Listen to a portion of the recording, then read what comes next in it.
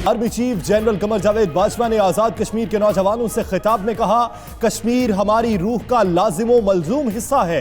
मसला कश्मीर कश्मीरियों की उमंगों और सलामती काउंसिल की करारदादों के मुताबिक हल होना चाहिए। भारत आजाद कश्मीर में जानबूझकर शहरियों को निशाना बना रहा है, मकबूजा कश्मीर का गासिबाना मुहासरा कर रखा है। के लिए अंग्रेजी जुबान में मुश्तरका टीवी चैनल शुरू करने का फैसला।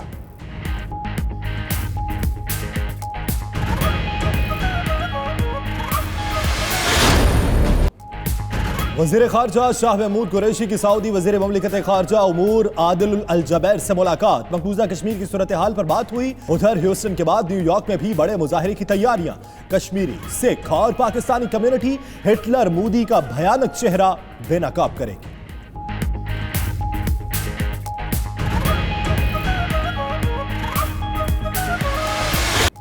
अमरीकी सदर का पाकिस्तान और भारत से इख्तलाफात खत्म करने पर जोर। डोनाल्ड ट्रंप का कहना है, इमरान खान और मोदी के साथ मुलाकातों में मसला कश्मीर पर बात हुई है, जल्द बेहतरी आएगी।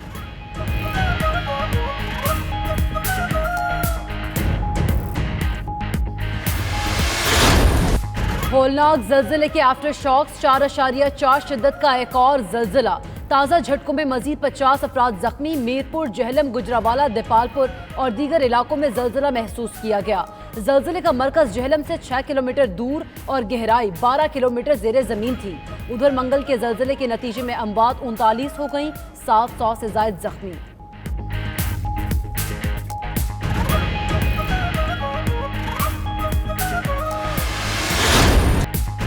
आजाद कश्मीर के इलाके मीरपुर में जल्जले से हर तरफ तबाही के मनासिर। डरे, सहमे और बेघर मुतासिरीन की मुश्किलात कम ना हो सकी। तीसरे रोज भी बेसरो सामानी के आलम में खुले आसमान तले जिंदगी गुजारने पर मजबूर। जातला के गांव अब्दोपुर में कोई इमदाद न पहुंच सकी। उधर वजीर आजम आजाद कश्मीर राजा फारूक हैदर ने जुमे को यौम तौबा और इस्तगफार मनाने की अपील कर दी।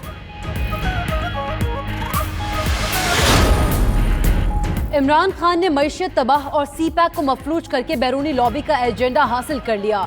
मुस्लिम लीग नून के रहनुमाओं का इल्जाम। एहसन इकबाल और मरियम औरंगजेब का कहना था, नाम नेहाद मिस्टर क्लीन 5 साल से अपनी मनी लॉन्ड्रिंग छुपाने की कोशिश कर रहा है, मगर सब सामने आकर रहेगा।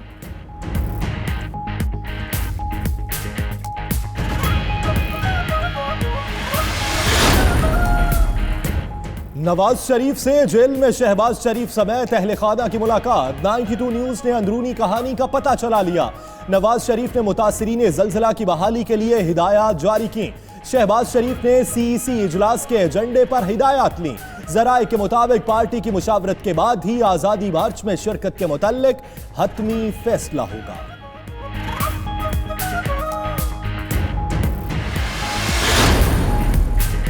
LNG केस, शाहिद खाकान अब्बासी, मिफ्ता इस्माइल और शेख इमरानुल हक के जिस्मानी रिमांड में तौसी की इस्तदा मुस्तरद। एहतसाब अदालत ने तीनों को जुडिशल रिमांड पर जेल भेज दिया।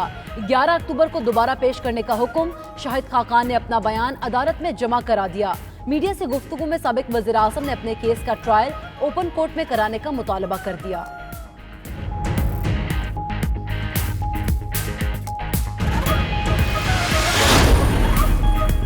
लियाकत कायम खानी के गिर्द घेरा मजीद तंग। नैब का साबिक डीजी पाक्स की दूसरी बीवी के घर पर भी छापा। अहम दस्तावेजात हासिल कर ली गए। लियाकत कायम खानी के फ्रंटमैनों से भी तहकीकात शुरू। पाक्स की असर नौ तामीर के लिए दिए जाने वाले ठेकों की छानबीन की जाएगी।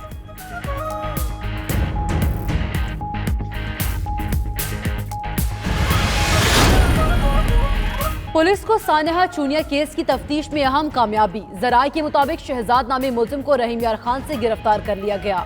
वालिद ने खुद GIT के सामने पेश होकर बेटे के किरदार से मुतालिक आगाह किया। वाक़े में मुलव्विस होने का हतमी फैसला DNA टेस्ट से होगा। उधर मोहल्ला गौसियाबाद में मुलजिम के घर के बाहर पुलिस की भारी नफरी ताजुनात। शहजाद के अहले खाना घर को ताला लगाकर फरार।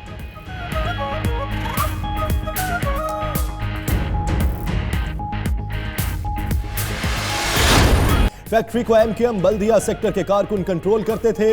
रैलियों के दौरान बसें फराहम करना फैक्ट्री की जिम्मेदारी थी। बल्दिया सेक्टर चंदे और ज़कात की मद में माहाना 10 लाख रुपए लेता रहा। मुतासरीन को अदायगी के लिए अनीस कायम खानी के नाम पर 5 करोड़ 98 लाख वसूल किए गए।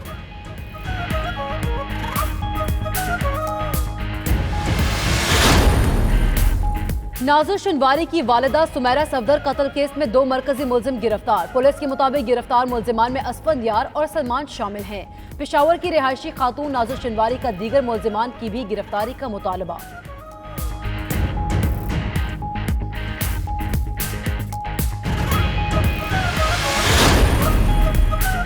कराची में पीआईए डे केयर सेंटर में बच्चों के साथ नारवा सलूक की फुटेज सामने आ गई। आया ख्याल रखने की बजाय बच्चों को थप्पड़ और जूते से मारती रही। बच्चों को सॉरी बोलने पर मजबूर किया जाता रहा। बच्चे की रोते रोते हिचकियां बंद गईं।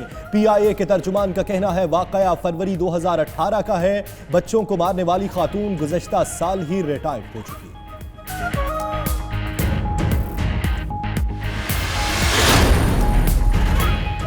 3 मरतबा चालान पर लाइसेंस मुअत्तल। वफाकी दारुल हुकूमत में बैनुल अक़वामी सतह के ट्रैफिक कवानीन मुतारिफ कराने का फैसला। कानून का मसवदा मंजूरी के लिए वजारत दाखिला को भिजवा दिया गया। ट्रैफिक पुलिस ने कानून पास होने से कबल ही तशहीस शुरू कर दी।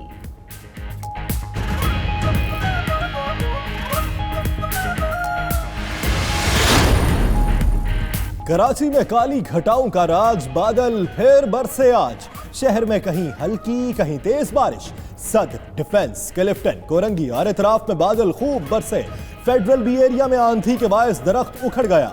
महकमा मौसमियात की आज मजीद बारिश की पेशगोई। उधर बारिश के बायस बिजली की फराहमी का निजाम मुतासिर।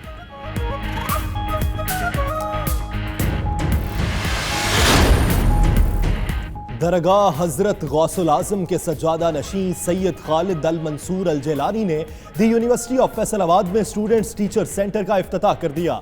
तलबा को दीनी और दुनियावी उलूम से हमाहंग होने का दर्स भी दिया।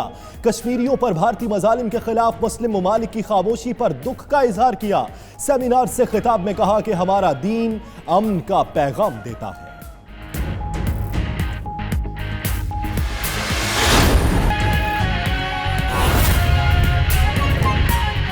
500 रन जो है वो हो जाएंगे। तो एक प्रोसेस है, वो प्रोसेस जो है वो ऊपर से चलता है। अगर आपका ओपनिंग स्लॉट जो है वो आपको अच्छा स्टार्ट देता है, क्योंकि आजकल इंटरनेशनल क्रिकेट जो है वो जो पहले आपके 3 से 4 बंदे हैं वो बहुत ज़्यादा इंपॉर्टेंट हो गए। आप जो भी टीम है जो 300 प्लस स्कोर कर रही है, आप देखेंगे वो सेटअप के थ्रू करते हैं, चाहे वो इंग्लैंड की टीम हो, इंडिया की टीम हो। आप उनको देखेंगे उनका सेटअप क्या बनता है कि पहले ओपनर जो है वो आके अच्छा स्टार्ट देते हैं, फिर उसके बाद पूरी टीम जो है वो कैरी करती है। तो 400 रन बनाने के लिए एक पूरा सेटअप है और इंशाल्लाह हम इस चीज़ की प्लानिंग कर रहे हैं। और पिछले अगर साल 2-2.5 साल में आप देखें तो पाकिस्तान टीम ने बहुत ज़्यादा इंप्रूव की है अपने क्रिकेट। 300 वर्ल्ड कप में भी हमने बनाए, 350 बनाए, 370 भी पाकिस्तान टीम ने किए हैं। तो क्रिकेट बेहतर हो रही है इंशाल्लाह। जो टीम चल रही है इंशाल्लाह कोशिश करेंगे इसी को लेके आगे और बेहतर करें इस टीम को। सरफराज, जैसा भी आपने कहा कि जब बारिश होती है तो पानी आता है, तो बैट्समैन जब ऊपर जाता है तो रन्स करता है। लेकिन हमने आपने यही देखा कि आपने बहुत ज़्यादा टीम को बिल्डअप करने के लिए दूसरे बैट्समैनों को ऊपर मौका दिया।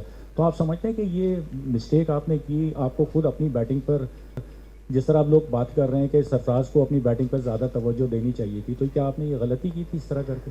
नहीं, बिल्कुल भी ऐसा मैं नहीं समझता। कि हो सकता है शायद सबकी अपनी अपनी राय है, लेकिन उस वक्त जो मुझे बेहतर लगा, जो उस वक्त टीम मैनेजमेंट थी उनके साथ मिलकर जो बेहतर प्लानिंग कर सकते थे हम लोगों ने टीम के लिए वो करी। और अभी जैसे मैंने बताया कि मिर्जा भाई से मेरी बड़ी ब्रीफली बात हुई है कि मैंने कोशिश की, उन्होंने ये कहा कि यार अपने नंबर पे खेलो। और वो एज अ कैप्टन ने मुझे यही कोशिश करते थे कि ऐसी जगह पे भेजते रहे जहाँ पे मैं परफॉर्मेंस दे सकूँ। तो उनसे मेरी यही बात हुई है और उन्होंने मुझे पूरा कॉन्फिडेंस दिया और इंशाल्लाह मैं कोशिश करूँगा जो उनका एतमाद मुझ पर है मैं उस पर पूरा उतरूँ।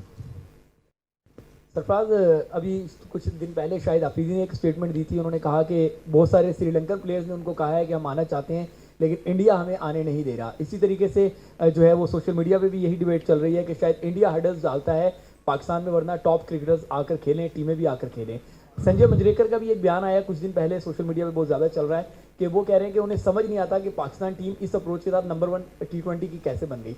तो ये इंडिया वाले कभी पाकिस्तान में क्रिकेट नहीं आने देते, कभी उनको समझ नहीं आती। इस पर आप क्या कहेंगे?